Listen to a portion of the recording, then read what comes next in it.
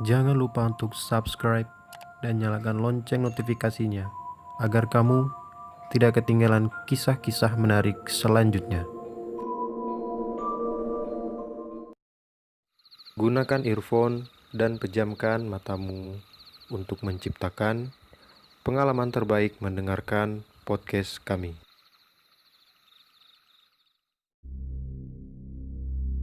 Halo para pemirsa cerita Borneo, apa kabar kalian semua? Saya harap kita selalu baik-baik saja. Apalagi di tengah pandemi yang sedang kita hadapi ini, semoga kita selalu dalam lindungan Tuhan Yang Maha Kuasa. Amin, amin, ya Rabbal Alamin. Jumpa lagi dengan kami Cerita Borneo. Pada video kali ini kita akan bahas kelanjutan dari video sebelumnya, yaitu kisah horor perjalanan Diksar dari Randi. Untuk link video sebelumnya ada di deskripsi di bawah, atau klik pada icon di pojok kanan atas video ini. Video sebelumnya membahas Diksar yang berlangsung pada hari kedua. Kali ini kita akan lanjut dari hari ketiga sampai hari ketujuh dan paling akhir yaitu hari ke-8. Simak terus video ini hingga akhir ya. Oke, jadi di cerita sebelumnya Randi diajak oleh tanda kutip seniornya untuk menemaninya buang air kecil.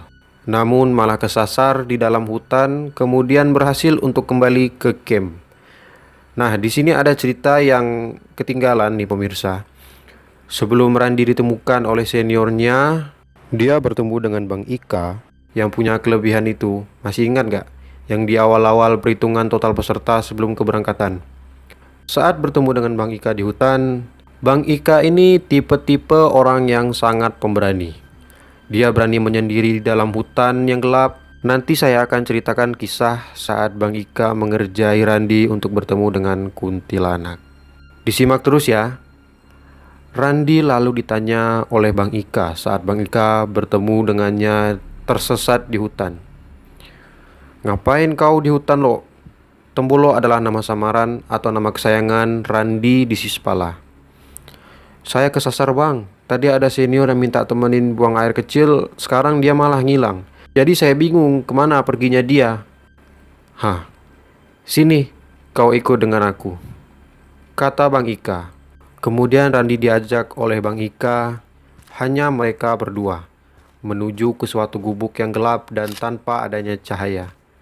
Hanya remang-remang karena sinar bulan di malam hari itu cukup terang.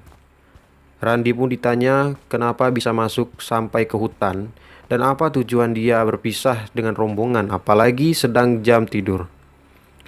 "Kenapa kau bisa di sini lo?" "Itulah bang, saya tadi diajak nemenin abang-abang kencing, entah namanya siapa. Jujur saya bang," ujar Randi. "Ya sudah, kau tidur di sini sajalah. Cari masalah saja kau ini," kata Bang Ika. Lalu Randi menjawab, "Boleh bang." Sontak jawaban Randi membuat Bang Ika menamparnya. "Yakin kau?" "Hah?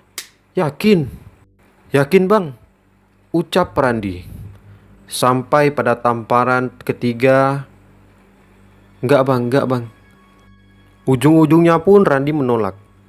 Karena Randi tahu sebenarnya itu hanyalah tes. Takutnya kalau dijawab nggak mau, seniornya maksa.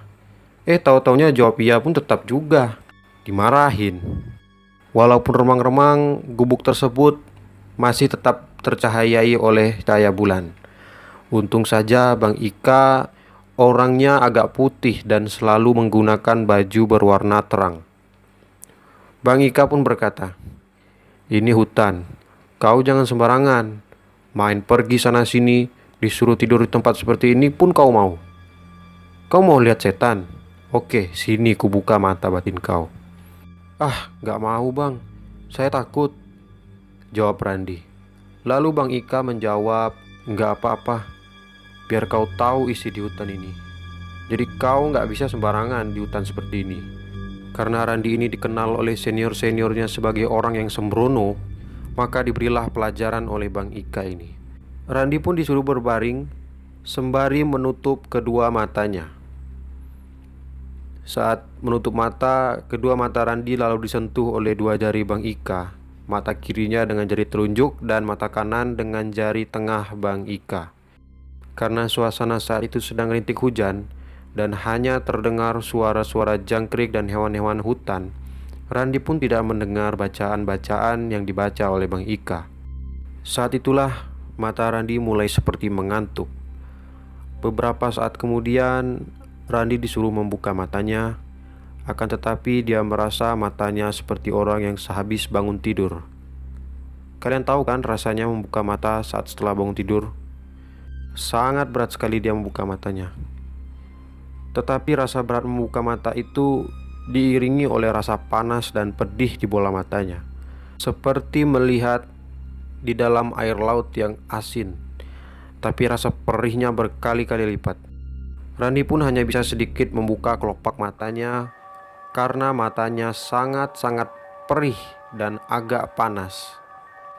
Betapa terkejutnya di saat dia membuka mata, dia melihat Bang Ika ada 3.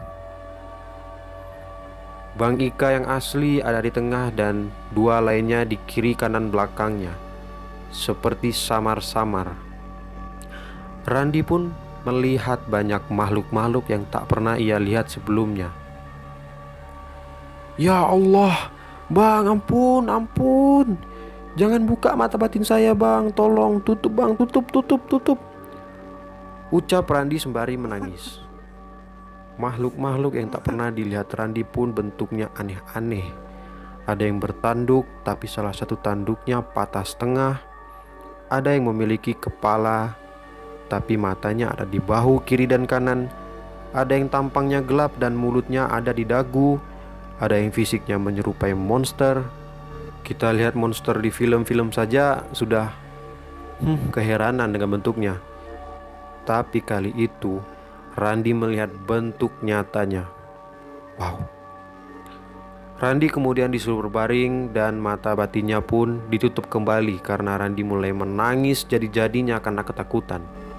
Singkat cerita, setelah Randi dipulihkan matanya agar tidak bisa melihat lagi, Randi diantarkan oleh Bang Ika menuju campnya dan bertemu senior-senior, lalu ditarik untuk bertemu teman-temannya yang sudah dikumpulin di pantai, yang sedang dihukum karena Randi saat itu hilang.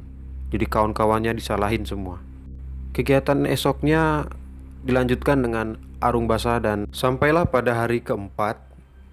Kegiatan di hari keempat adalah survival. Pagi-pagi pukul 9 kira-kira, langit pun turun hujan. Karena dari subuh sudah kelihatan langit sudah gelap dan muncul kilat-kilat. Pada kegiatan survival dibagi beberapa kelompok.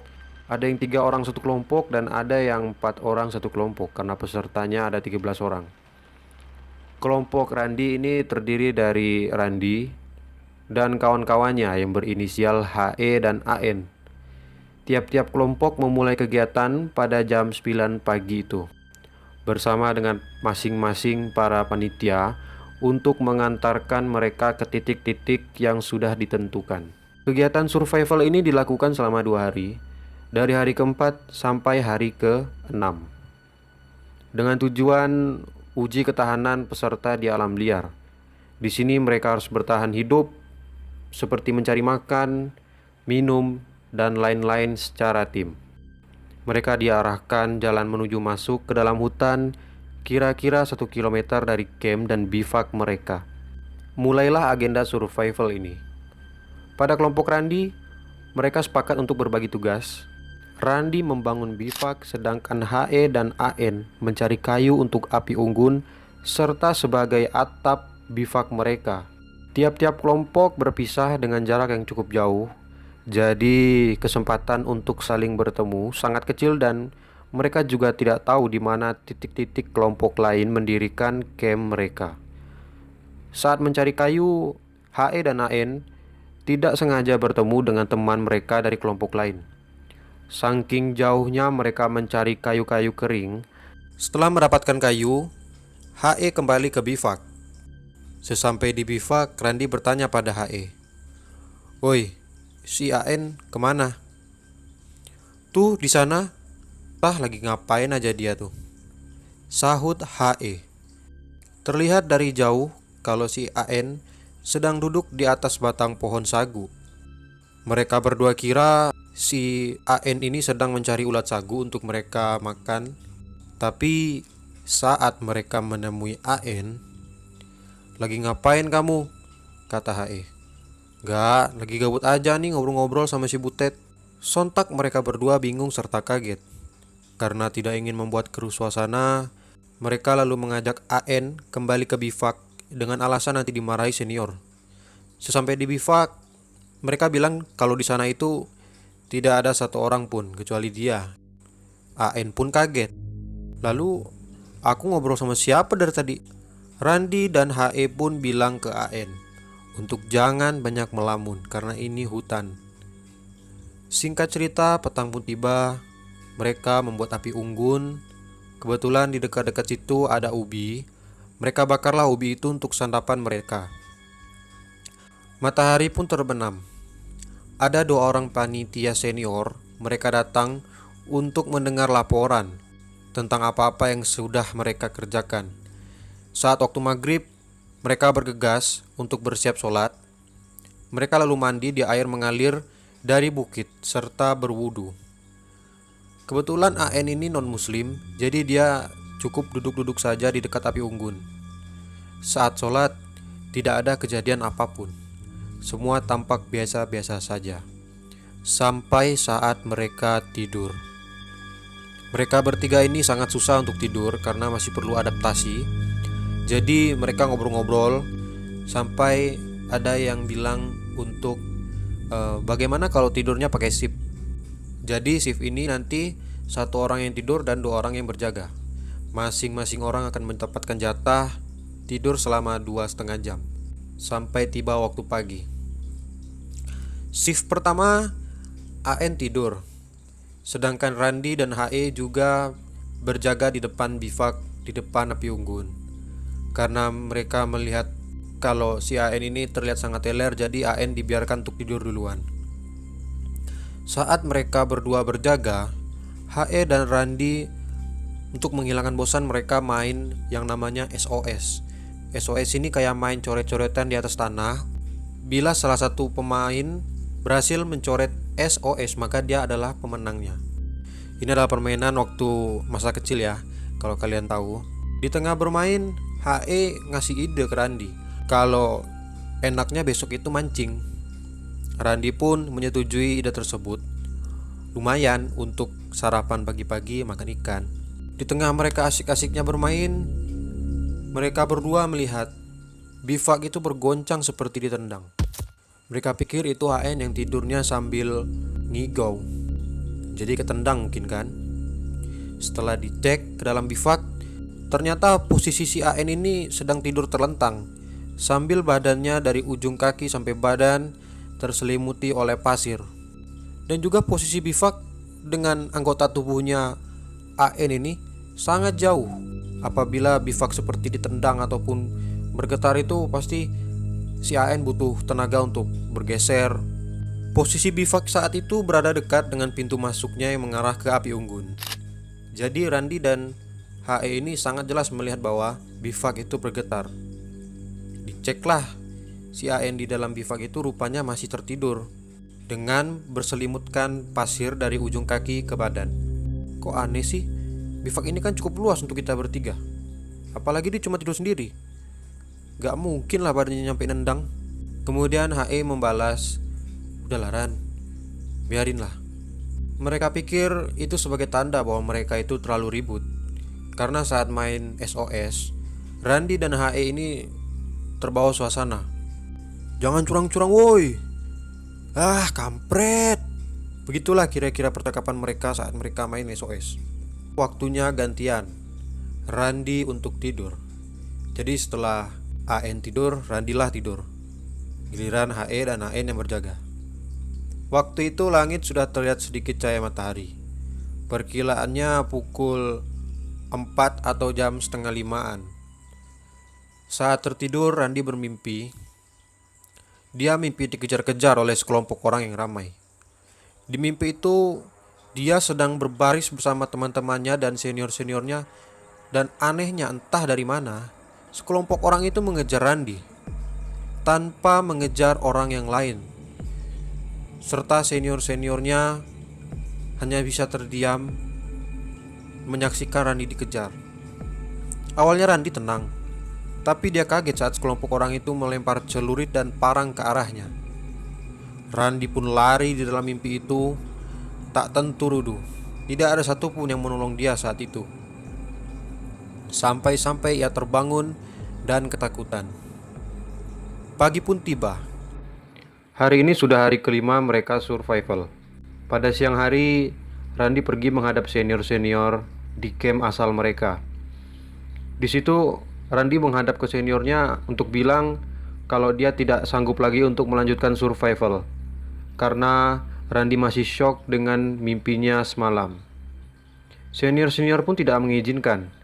Sebagai gantinya, Randi meminta sleeping bag ke seniornya untuk ia tidur karena dia masih parno di dalam bivak. Senior memperbolehkan, tetapi dengan bayaran yang sangat mahal, yaitu 100 seri. Karena peserta-peserta lain tidur tidak menggunakan sleeping bag atau apapun.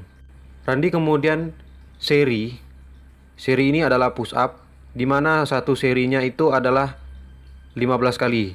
Jadi kalau ditotalin 100 seri itu 1500 kali push up. Dia menyelesaikan urusannya dengan para senior hingga sore hari, kira-kira pukul 3:30. Tangan Randi terasa sangat sakit menyelesaikan push up 1500 kali. Setelah menyelesaikan seri, Randi kembali ke posisi dia dan teman-temannya survival. Setibanya di sana, dia langsung memanjat tebing yang agak landai, kira-kira 2 meter, untuk setting sleeping bag dia.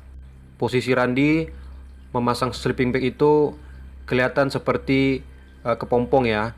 Randi terbungkuskan oleh sleeping bag. Ia mengaitkan sleeping bagnya pada pohon-pohon yang kokoh, sembari ia mencari daerah tebing yang agak landai. Kira-kira sudutnya 45 derajat. Malam pun tiba, mereka pun mulai membakar ikan-ikan yang tersisa untuk mereka makan malam. Randi dan HE memakan ikan, sedangkan AN berhasil mendapatkan buruannya yaitu ular. Jadi AN ada makanan lebih untuk malam itu. Malam ini Randi meminta untuk tidur duluan, sedangkan yang lainnya berjaga, yaitu AN dan HE. Karena alasan Randi tadi siang sudah capek push up 1500 kali gara-gara minta sleeping bag. Randi pun mulai masuk ke dalam sleeping bagnya seperti kepompong. Dia tutup sleeping bagnya, tapi ia terasa seperti sesak dan seperti kedap suara. Di tengah ia tertidur, terkadang ia terbangun, mendengar suara-suara hutan sampai pagi menjelang. Dia terbangun karena panasnya sinar matahari mengenai sleeping bagnya. Sebab sleeping bag itu juga berwarna hitam yang bersifat menyerap panas. Ia sadar kalau tadi malam itu tidak ada pergantian waktu tidur. Tapi Randi masa bodoh. Yang penting, dia dan teman-temannya bisa tidur nyenyak pada malam itu. Randi membangunkan HE dan AN yang masih tertidur lelap. Saat mereka bangun, Randi bertanya pada kawan-kawannya, "Kenapa tadi malam gak bangunin aku? Harusnya kan kita tidur ganti-gantian." HE dan AN bilang, "Semalam kami takut bro. Kami lihat ada makhluk besar. Awalnya kayak ada getaran gitu di tanah. Kami masuk ke dalam bivak, rupanya ada bayangan hitam yang sebesar pohon. Jadi, sorry lah, kita tadi malam gak bisa gantian tidur. Tapi gak apa-apa kan? Tidur kita puas malam ini." Pada hari itu sudah memasuki hari ke-6 Diksar. Saat siang hari, selesailah agenda mereka, dan mereka bertemu dengan senior-senior, lalu mengadakan briefing. Briefing itu dilaksanakan tepat di bivak mereka bertiga, dan agenda hari ke-6 itu dilanjutkan dengan panjat tebing. Lokasi panjat tebing dilakukan juga di daerah dekat bivak mereka, karena daerah-daerah di situ emang daerah yang banyak tebing. Nama tebing itu adalah tebing bunga. Nanti di akhir cerita ada kejanggalan yang dialami oleh semua orang, dari panitia, peserta, hingga para senior. Disimak terus ya. Hal aneh pun muncul kepada Randi saat agenda panjat tebing ini. Panjat tebing dilakukan sendiri-sendiri dengan beberapa orang senior yang akan menarik katrol dari puncak tebing. Entah kenapa saat Randi memanjat tebing, di giliran dia yang tingginya kurang lebih 12 meter, di tengah-tengah tebing, Randi merasa lemas. Matanya kunang-kunang dan seperti tidak ada tenaga untuk mendaki. Bang Ika pun memberi aba-aba ke senior-senior yang narik katrol untuk menarik sekuat-kuatnya. Sampai ada 3 orang senior yang narik. Badannya juga besar-besar. Lalu Randi pun berhasil ditarik hingga puncak tebing. Saat itu Randi sudah teler, sudah pingsan. Beberapa saat kemudian ia disadarkan karena diberi treatment oleh para panitia, diberi minyak angin sehingga ia akhirnya tersadar. Saat ia tersadar, pandangannya kabur. Di pandangannya itu yang setengah sadar, ia lihat ada sosok wajah tepat berada di mukanya. Wajahnya sangat menyeramkan dengan muka hitam, mata lebar dan gigi taring. Tengah-tengah hari padahal. Randi pun berteriak lalu ditenangkan oleh Bang Ika sambil diberi minum yang telah dibacakan doa-doa. Bang Ika ini memiliki peran banyak pada Randi. Dari awal diksar hingga akhir, Randi merasa saat diobati oleh Bang Ika, lehernya seperti tercekik, sesak, namun bisa ditangani dengan baik oleh Bang Ika. Ia bilang kalau makhluk itu nempel Randi. Setelah selesai agenda panjat tebing, Randi dan kawan-kawan berkumpul di camp awal. Lalu mereka membersihkan diri. Esok harinya, yaitu hari ke-7, mereka disampaikan oleh panitia mereka itu senior bahwa mereka kosong kegiatannya karena esok adalah malam tahun baru dan subuhnya mereka akan dipulangkan, kata senior. Akan tetapi mereka curiga dengan gelagat senior mereka karena di akhir diksar seharusnya ada upacara dan pelantikan dengan pemberian slayer di pantai ke masing-masing peserta sebagai tanda bahwa mereka lulus diksar dan resmi jadi anggota Sispala. Sampailah pada waktu malam, kira-kira pukul 7. Saat itu Randi beserta kawan-kawan sedang ngumpul di api unggun, ngobrol-ngobrol, hingga datanglah 2 orang panitia yang nyuruh mereka tidur dengan alasan mereka akan pulang subuh nanti. Mereka nurut, lalu masuk ke masing-masing bivak dan mulai untuk tidur. Pada waktu yang mungkin tengah malam, mereka dibangunkan. Randi merasa saat itu masih belum subuh. Karena merasa tidur sebentar saja, mereka sangat terkejut saat bangun itu karena tiba-tiba bivak di tempat mereka itu roboh. Bivak itu sudah roboh, badan mereka tertimpa oleh bivak. Peserta memiliki 4 bivak. Di 4 bivak itu masing-masing peserta dibagi dari 13 orang. Ada yang 3 dan ada yang 4. Saat mereka bangun, Randi mendengar seperti ada suara teman mereka yang berteriak di tengah hutan, "Hitam! Hitam! Hitam!" Dia pun berpikir, pasti ada kawannya yang sedang masuk hutan. Hari itu, rupanya mereka melakukan kegiatan yaitu jurit malam tanpa sepengetahuan mereka. Jurit malam ini dengan menyusuri hutan dan kuburan. Kemudian nanti di trek-trek mereka itu mereka harus sampai di checkpoint berupa pos-pos. Totalnya ada 7 pos. Peserta-peserta berjalan sendiri-sendiri di tiap trek. Singkat cerita, Randi beserta teman-temannya di bivak, yaitu GA dan RA yang kebetulan satu bivak ini, diarahkan untuk bertemu ke salah satu senior di pos, sambil mereka membawa carrier mereka yang berisikan barang-barang yang telah dikemas dari sore tadi. Sampailah mereka ke senior yang dituju. Lalu senior itu bilang, "Kawan-kawan kalian sudah pergi duluan ke pantai. Kalian cari ya kawan-kawan kalian. Jangan sampai dekat sasar. Karena kita ini mau pulang. Jangan lupa nanti di hutan kalian teriak hitam ya. Nanti akan ada yang balas. Gelap. Juga ada pos yang dijaga oleh senior kalian. Kalian tanya sama mereka saja. Di akhir kegiatan, mereka semua harus berkumpul di pantai untuk dilantik dan berangkat pulang. Maka dari itu, mereka percaya-percaya saja instruksi senior ini. Untuk perjalanan, masing-masing mereka diberi sahang, lilin kecil, dan korek yang totalnya ada 5 biji. Lilin untuk menerangi jalan mereka, menyusuri hutan, serta sahang dipakai untuk menghangatkan diri karena saat itu sedang hujan gerimis. Mereka pun disuruh pergi satu persatu. Yang sialnya, Randi merupakan peserta paling terakhir. Itu kan artinya Randi adalah peserta yang berjalan paling belakang, kayak sweeper dia. Randi saat itu diarahkan untuk bertemu dengan tanda kutip temannya di salah satu pohon. Beberapa puluh meter dari jarak dia bertemu seniornya di camp. Randi mulai melangkah menuju trek yang telah ditentukan. Ia sudah menyalakan lilin, tapi ia depresi karena lilin yang dihidupkannya selalu mati kena air hujan. Randi membuang lilin itu dan berjalan dia di keadaan gelap gulita. 200 meter dia berjalan dari camp, dia berlari untuk mempercepat pergerakan. Randi jatuh karena kakinya tersandung batu. Saat itu dia merasa seperti ada kain yang mengusap kepalanya. Baunya sangat busuk. Tapi dia berpikir mungkin itu cuma bangkai binatang. Ia lanjut berjalan hingga dia bertemu dengan seseorang senior yang menjaga pos 1.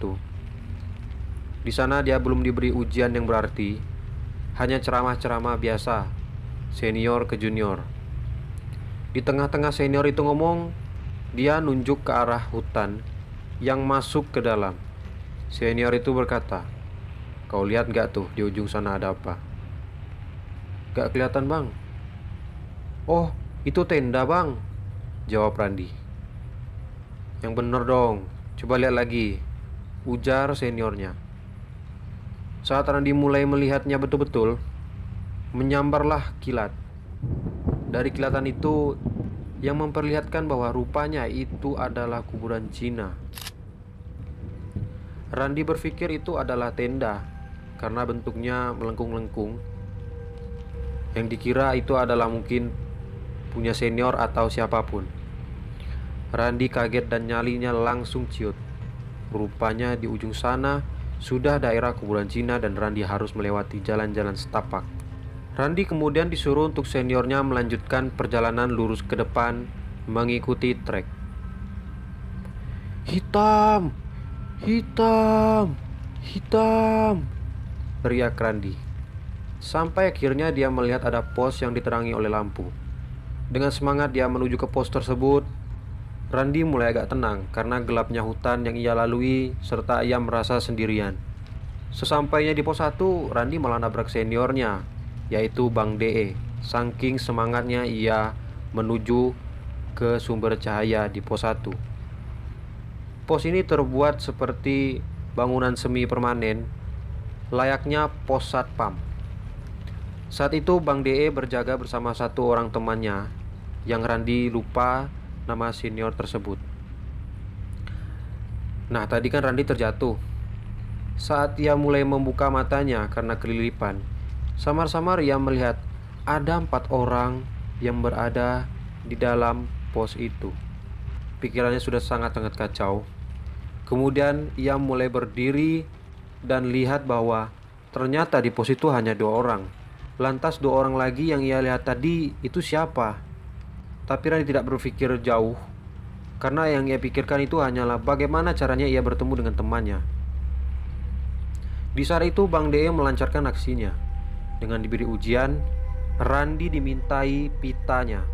Jadi tiap peserta itu memiliki pita yang berwarna hijau dan hitam, disemitkan ke masing-masing badan peserta. Pita ini sebagai bukti tanda tanggung jawab. Harus dijaga, jangan sampai hilang. Siapapun yang minta jangan diberikan.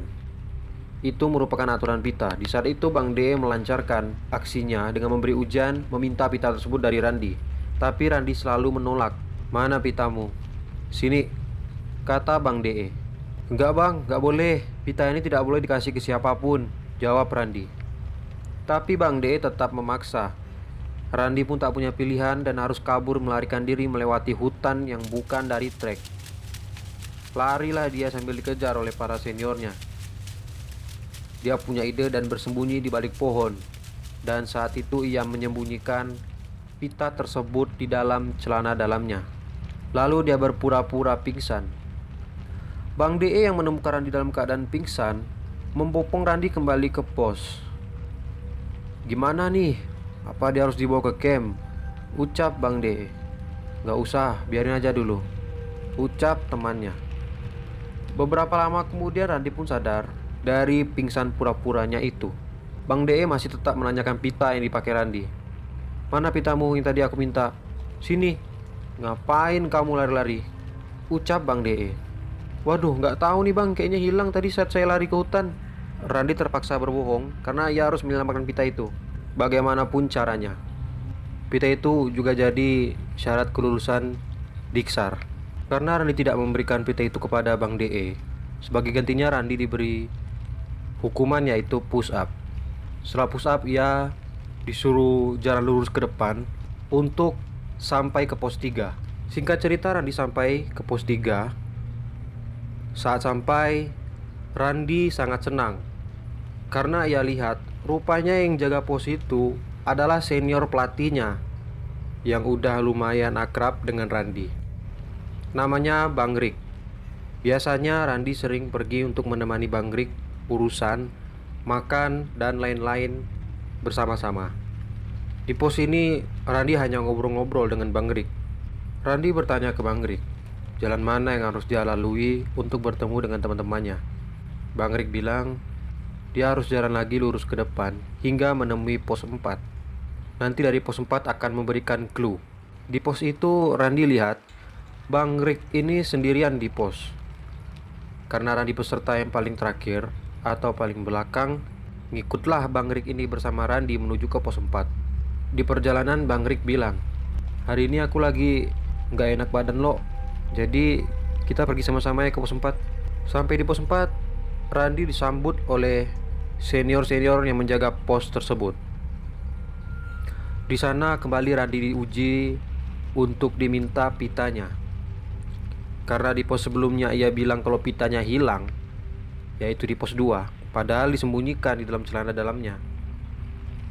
Senior-senior itu pun marah karena Randi menghilangkan pita. Didorong-doronglah ia bersama senior-seniornya hingga terjatuh. Dia disuruh guling-guling di tanah, disuruh seri dan lain-lain. Hingga kemudian ia sampai ke pos 5. Pos 5 ini ujiannya sama seperti pos 4. Jadi kita langsung lanjut ke pos 6. Setelah dari pos 5, Randi jalanlah hingga ke pos 6. Di pos 6 ia bertemu dengan seniornya yang paling berani, yaitu Bang Ika. Pos 6 Bang Ika waktu itu tidak ada bangunan sama sekali. Tidak ada tenda ataupun bangunan-bangunan kayu. Dia hanya berdiri di bawah pohon besar. "Hitam! Hitam!" Randi berteriak untuk memastikan bahwa itu adalah seniornya Bang Ika. "Gelap, gelap. Mau ngapain kamu?" jawab Bang Ika. "Saya mau cari kawan-kawan saya bang, katanya ada di pantai." "Di mana ya bang jalan menuju pantai?" "Pantai dari sini sudah dekat, sekitar 400 meter. Saat itu Randi bertemu dengan kawannya Gepeng di pos tersebut. Randi dan Gepeng pun ngobrol-ngobrol dengan Bang Ika, seperti diberi wejangan dan ya seperti pembicaraan antara senior dan junior. Kemudian mereka berdua disuruh melanjutkan perjalanan untuk ke pos 7 dengan berjalan masing-masing. Gepeng disuruh jalan duluan dan diberi instruksi. Sambil menunggu Gepeng jalan duluan, Randi duduk di atas tanah sambil menunggu gilirannya diberi perintah. Di saat menunggu Gepeng berjalan, Bang Ika hanya berdiri diam. Dalam hati Randi berpikir, "Ini Bang Ika bukan sih? Kok aku jadi takut ya? Takut aku disasarin. Tadi ngobrol sekarang diam," ucap Randi. Setelah itu Randi diberi instruksi, tapi agak berbeda dengan Gepeng. "Tembolo, kamu jalan lurus ke depan. Ikuti trek. Nanti di sebelah kanan ada batu besar dan ada seniormu. Dia adalah senior paling tua di sini. Jauh lebih tua daripada kita semua. Kalau kamu ketemu dia, kamu harus hormat dengan dia ya. Peluk dia kuat-kuat. Ingat ya, dipeluk." Randi mikir, wah ada yang gak beres nih. Tua maksudnya apa? Disuruh meluk lagi. Tak pikir panjang, Randi ikuti saja instruksi dari Bang Ika. Di trek, Randi agak susah mencari batu yang dimaksud dengan Bang Ika. Sambil berteriak hitam, hitam, hitam, tapi tidak ada yang menyaut. Karena dia tidak ingin mengecewakan Bang Ika atas apa perintahnya, dia terus mencari. Sekitar jarak 10 meter, dia lihat ada seperti seorang laki-laki yang lagi berdiri di antara dua batu besar, berdiri membelakanginya. Randi langsung mendekat, dan beberapa langkah ingin memeluknya. Laki-laki itu malah terbang ke pohon sambil manjat. Di situ Randi benar-benar kaget dan hampir tidak percaya dengan apa yang dia lihat. Rupanya itu adalah kuntilanak. Dia kira laki-laki karena rambutnya diurai ke depan jadi kelihatan pendek. Sejenak Randi tidak bisa bergerak. Memandangi gerak kuntilanak itu, Randi pun lari sambil menangis karena tidak tahan, dan sambil teriak-teriak minta tolong. Pikirannya tak karuan, sampai-sampai dia lari keluar trek. Rupanya tak jauh dari batu itu sudah ada pos 7. Teman-teman Randi yang mendengar teriakannya langsung mengejar sampai masuk ke dalam hutan-hutan mengejar Randi. Saat berlari dia dengar teriakan kawan-kawannya. Oi, lo, tembolo. Tapi Randi masih berpikir itu setan. Hingga langkah terhenti karena dia sudah kehabisan nafas. Matanya tiba-tiba gelap dan pingsan. Bangun-bangun, Randi sudah berada di atas tandu di pos 7.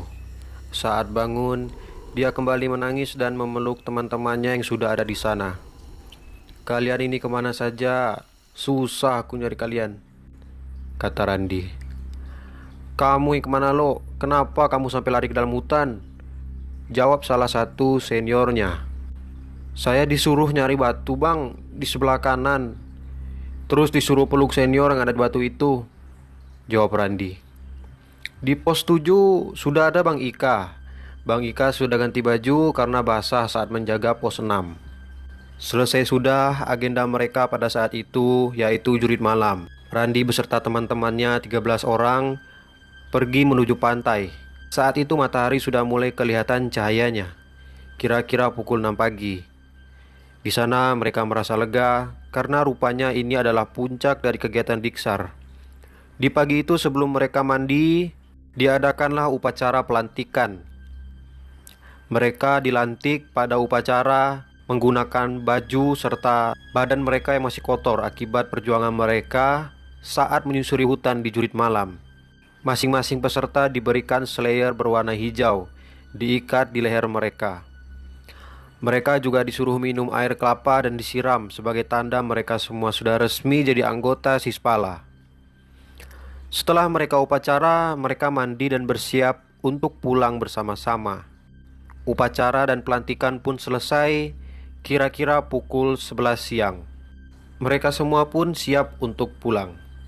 Nah, di saat pulang ini juga tak henti-hentinya ada gangguan yang mengganggu mereka semua dari senior, peserta maupun panitia. Para rombongan dari peserta, panitia dan senior berjalan membentuk barisan memanjang dari arah pantai menuju ke arah jalan. Berarti mereka harus melewati trek-trek yang telah dilalui saat para peserta jurit malam. Kebetulan Randi berada di barisan paling belakang bersama temannya yaitu AN. Sudah tidak ada senior ataupun teman mereka yang ada di barisan paling belakang itu. Mereka berbaris dua-dua. Randi merasa ada orang lain yang mengikuti mereka dari belakang, tepatnya di belakang Randi dan AN. Begitu dia toleh ke belakang, rupanya tidak ada apapun. Sampai beberapa kali seperti itu, Randi akhirnya lihat ibu-ibu pakai baju daster di tepi aliran air, sedang menunduk sambil nyambut-nyambut rumput. Tepatnya yaitu di sebelah kanan mereka. AN pun juga melihat, tapi mereka sama-sama tak mau bicara dulu. Kemudian mereka berjalan sampai ke suatu daerah yang ada tebingnya, namanya tebing bunga. Di tebing bunga inilah mereka melakukan kegiatan panjat tebing, yang saat Randi pingsan dan melihat ada penampakan saat dia bangun dari pingsannya. Di tebing bunga, Randi kembali melihat penampakan. Pada saat itu siang hari, dia lihat ada seorang perempuan tergantung di atas pohon yang sangat tinggi dekat dengan tebing saat mereka melakukan agenda. Perempuan itu berlumuran darah dan lidahnya menjulur. Randi ingin teriak tapi takut mengganggu rombongan lain. Dia memberi kode kepada AN, tapi AN merasa tidak ada hal yang aneh. Jadi Randi simpan sendiri dan akan diceritakan saat di bis atau saat di sekolah nanti. Tak sampai di situ. Beberapa meter dari tebing bunga, para rombongan merasa seperti diputar-putar. Mereka seperti berjalan di tempat itu saja. Salah satu teman Randi berkata, "Kayaknya kita diputar-putar deh. Tiap jalan kita hanya melihat pohon itu terus." Rombongan lain termasuk senior pun heboh dan menghentikan perjalanan. Bang Ika selaku leader rombongan meminta mereka untuk duduk sementara dan berdoa menurut kepercayaan masing-masing. Mulailah mereka berdoa. Saat selesai berdoa, Randi kaget bukan main, karena posisinya beserta rombongan sudah berdiri dan jalan. Padahal perasaan dia baru saja selesai berdoa dan harusnya ada jeda untuk berdiri.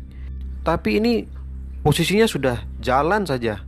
Kayak tidak harus ada ancang-ancang berdiri dan aba-aba jalan dari senior depan. Teman-teman Randi pun semuanya saling memandang. Rupanya bukan cuma Randi yang merasakan hal itu. Sampailah mereka di ujung jalan dan di sana sudah ada bis yang menunggu. Di situ Bang Ika bilang, "Ada orang yang gak suka sama kegiatan diksar. Jadi kita diusilin biar jerak, biar kita tidak diksar di sini lagi." Akhirnya semua rombongan masuk ke dalam bis dan pulang ke Pontianak dengan selamat. Baik, begitulah akhir kisah horor diksar yang dialami Randi di Pantai Gosong beserta teman-temannya. Ada beberapa makna yang bisa kita petik dari kisah ini. Menurut saya ya, pertama, dimanapun kita berada kita harus mentaati aturan, yang tertulis maupun tak tertulis, apalagi kita di hutan. Dan yang kedua menurut saya adalah kita harus selalu meminta pertolongan kepada Tuhan, karena tempat di mana kita meminta pertolongan itu hanyalah Tuhan. Oke pemirsa, gimana akhir dari cerita ini? Seru nggak? Di akhir video ini saya akan tampilkan foto Randi beserta teman-temannya di tepi pantai setelah mereka resmi jadi anggota Sispala. Usai sudah pertemuan kita kali ini, jangan lupa untuk subscribe, like, dan share agar kami selalu berkembang dan selalu semangat menghadirkan cerita-cerita yang lebih seru lagi. See you.